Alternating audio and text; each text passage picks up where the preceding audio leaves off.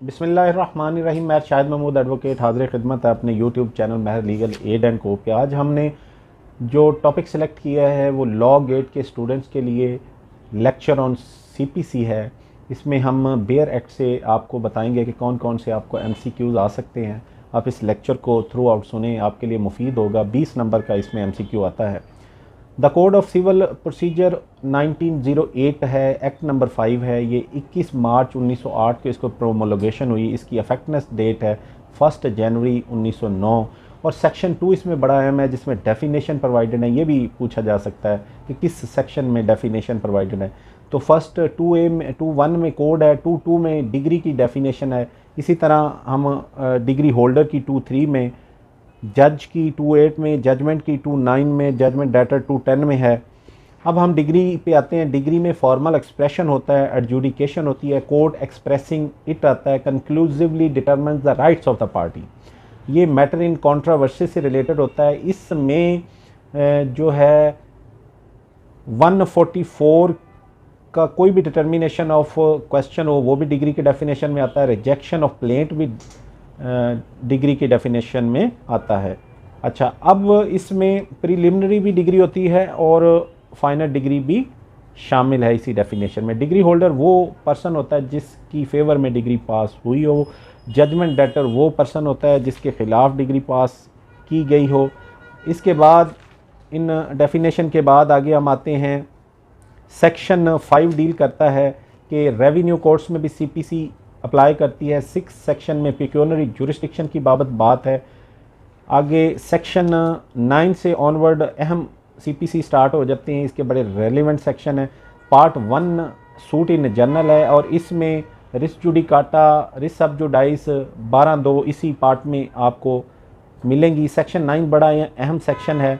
इसमें ये प्रिस्क्राइब है कि civil court has jurisdiction to entertain all the matter of civil nature until unless expressly barred by law or special law। Section 10 res सब जुडाइस से relate करता है और सेक्शन 11 रिस जुडिकाटा होता है। सेक्शन 10 में पार्टी सेम होती हैं, मैटर इन इश्यूज़ सेम होता है और जो फर्स्ट सूट होता है वो अभी पेंडिंग होता है बिफोर कम्पिटेंट कोर्ट, और सेकंड सूट फाइल करने पे वो सेकंड सूट जो है वो प्रोसीड नहीं हो सकता। और सेक्शन 11 में पोजीशन सेम रहती है, party same, matter in issue same और जो कम्पिटेंट कोर्ट, लेकिन वो matter already heard and finally decided होता है तो सेकंड सूट मेंटेनेबल इसमें नहीं होता। सेक्शन 12 में अब आ जाते हैं बार टू फर्दर सूट। अब 12(1) में जो डिस्कशन है कि सब अगर रूल्स में प्रोवाइडेड है कि कोई सूट फ्रेश फाइल नहीं हो सकता तो वो उस पे बार है, कोई फ्रेश सूट फाइल नहीं होगा। उसकी रीज़न ये है कि कौन कौन सी जगह है मोस्टली, जैसे डिसमिस नॉन प्रोसिक्यूशन है, उसमें आप फ्रेश सूट नहीं फाइल कर सकते, आप एप्लीकेशन दे सकते हैं। इसी तरह आर्डर 34(2) है, सूट फॉर कंपनसेशन है, question relating to executing court है, रेस्टिट्यूशन के मैटर हैं, आप उसी कोर्ट में एप्लीकेशन दे सकते हैं। 12(2) वाला इशू है। 12(2) क्या है? जब कोई कोर्ट से डिग्री, जजमेंट या ऑर्डर ले लेता है by way of fraud, miss representation, and third है फॉर वांट ऑफ जुरिस्डिक्शन, तो आप उसी कोर्ट में एप्लीकेशन दे के उस ऑर्डर को सेटिसाइड करवा सकते हैं और fresh suit is not maintainable. Section 15 deal करता है कि अगर आपने सूट फाइल करना है तो आपने लोएस्ट ग्रेड में फ़ाइल करना है। लोएस्ट ग्रेड से मतलब अगर दो कोर्ट्स हैं जैसे डिस्ट्रिक्ट कोर्ट है और सिविल कोर्ट है, इनको इख्तियारी समात लॉ ने दिया है तो आपने लोएस्ट ग्रेड जो है वो सिविल कोर्ट है। Lowest grade doesn't mean civil जज फर्स्ट क्लास, सिविल जज सेकंड क्लास, ये नहीं है। सिविल जज और डिस्ट्रिक्ट जज में से लोएस्ट ग्रेड जो होगी वो सिविल जज होगा। इसी तरह सेक्शन 16 से 20 तक जुरिस्डिक्शन ऑफ कोर्ट से डिटरमिन की गई है कि अगर matter in issue movable property से रिलेट हो तो किस कोर्ट में इख्तियारी समात है, अगर इमूवेबल प्रॉपर्टी से रिलेट हो तो किस कोर्ट को इख्तियारी समात है। जर्नली इसमें हम आपको बता देते हैं कि अगर इमूवेबल प्रॉपर्टी से रिलेट कोई मैटर इन इशू है तो जहाँ पे होली और partly cause of action arise हुआ हो या डिफेंडेंट या one of the defendant reside करता हो, उस जगह पे आप केस फाइल कर सकते हैं। लेकिन जहाँ पे मूवेबल प्रॉपर्टी का इशू है, 2 एक्सक्लूजन निकाल के बाकी ऑल केसेस में मूवेबल इमूवेबल प्रॉपर्टी जहाँ पे वाक़या होगी वहाँ पे आप केस कर सकते हैं। आप सेक्शन 20 पे हम जंप करेंगे। सेक्शन 21 पे ऑब्जेक्शन टू जुरिस्डिक्शन, अगर कोई भी पार्टी जुरिस्डिक्शन की बाबत एतराज़ करना चाहती हो तो वो ट्रायल कोर्ट में एट फर्स्ट इंस्टांस ही कर सकती है। एपीलेट कोर्ट और रिविजनल कोर्ट में वो एतराज़ नहीं कर सकती। सेक्शन 22 और 23 deals with the transfer of suit bye district जज, और सेक्शन 24 में ये मेंशन है कि अगर आपने सूट ट्रांसफ़र करवाना है एक कोर्ट से दूसरी कोर्ट में, एप्लीकेशन पार्टी देना चाहती है तो वो किस कोर्ट में देगी। अगर एक सूट और 2 कोर्ट्स में पेंडिंग है, एक सूट आप ए से बी कोर्ट में करवाना चाहते हैं और ये दोनों कोर्ट्स एक एपीलेट कोर्ट के ज़ेर मातहत आती हैं, मीन्स देयर बाय कि इन दोनों कोर्ट्स की जो ऑर्डर को चैलेंज करने के लिए अपील एक ही कोर्ट में जाती हो तो आप ट्रांसफ़र एप्लीकेशन भी उस एपीलेट कोर्ट में देंगे।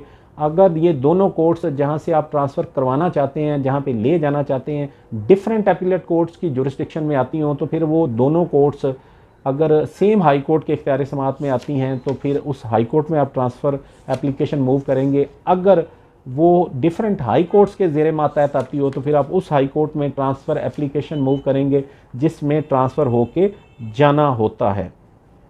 आगे चैप्टर आ जाता है समन एंड डिस्कवरी का। Section 27, 28 deals with the summon to the defendant. जब सूट फाइल किया जाता है तो सबसे पहले समन नोटिस किया जाता है, इसको रेड विद ऑर्डर 5 पढ़ा जाएगा, डिफेंडेंट्स को समन किए जाते हैं।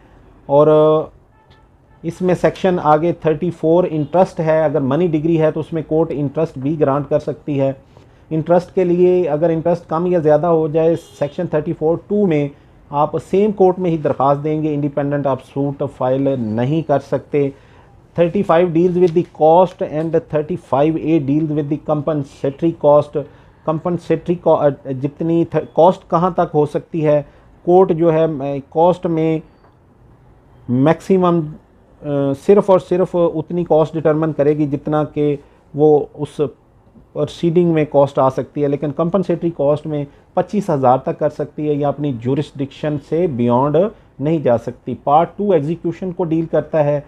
36 deals with the application to the orders. जैसे कोई जजमेंट एंड डिग्री एग्जीक्यूट होती है उसी तरीके से सेक्शन 36 ये कहता है कि उसी तरीके से एग्जीक्यूशन ऑफ ऑर्डर भी होगा।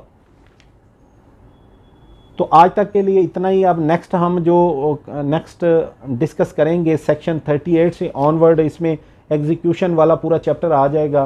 फिर मज़ीद इंशाल्लाह नेक्स्ट लेक्चर में हम हाज़िर खिदमत हो गए। आज तक के लिए इतना ही। अगर आपको ये कावश हमारा ये तरीक़ाकार पसंद आए तो इस पर अपने कीमती आरा से हमें आगाह करें और अपने कमेंट्स ज़रूर नीचे दें। इस चैनल को सब्सक्राइब करें, शेयर करें ताकि उन दोस्तों तक पहुंच सके जो लॉ गेट को बहुत मुश्किल समझ रहे हैं और CPC उनके लिए इस लेक्चर्स के ज़रिए आसान बना दी जाएगी, उनके लिए आसानी। और जो रेडीमेड MCQs हैं आप इस लेक्चर के बाद अगर उनको पढ़ेंगे तो आपको नहायत आसान लगेंगे। Thank you very much. Allah.